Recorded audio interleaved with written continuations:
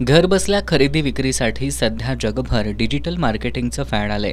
Online खरेदी केल्यानंतर अनेक डिजिटल मार्केटिंग कंपन्या त्या वस्तूच्या किमतीतील 45% हिस्सा संबंधित कंपनीला देतात. त्यामुळे ग्राहकांसह उत्पादकाला याचा मोठा फटका बसतो.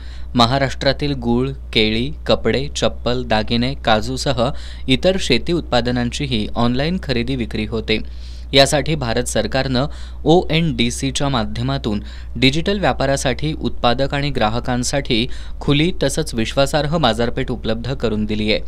थायलंड सरकार सिंगापूरच्या साइनकॅच कंपनीच्या माध्यमातून यामध्ये करारबद्ध झालंय, अशी माहिती थायलंड सरकारचे वाणिज्य सल्लागार आणि गोकुळचे संचालक डॉक्टर चेतन नरके यांनी दिली. थायलंड, इंडोनेशियासह आशिया खंडात ONDCच्या माध्यमातून आपल्या देशातील उत्पादनं ऑनलाईन विक्री करता येणार आहेत. ONDC इतर कंपन्यांसारखे 45% हिस्सा न घेता केवळ 5% हिश्शावर उत्पादक आणि ग्राहकांना सेवा देणार आहे. त्याचा फायदा महाराष्ट्रासह देशभरातील शेतकरी, छोट्या मोठ्या उद्योजकांना होणार असल्याचं त्यांनी सांगितलं. ONDCच्या माध्यमातून सामान्य उद्योजकाला आंतरराष्ट्रीय पातळीवरील नवीन दालन खुलं करून देण्याचा मानस आहे.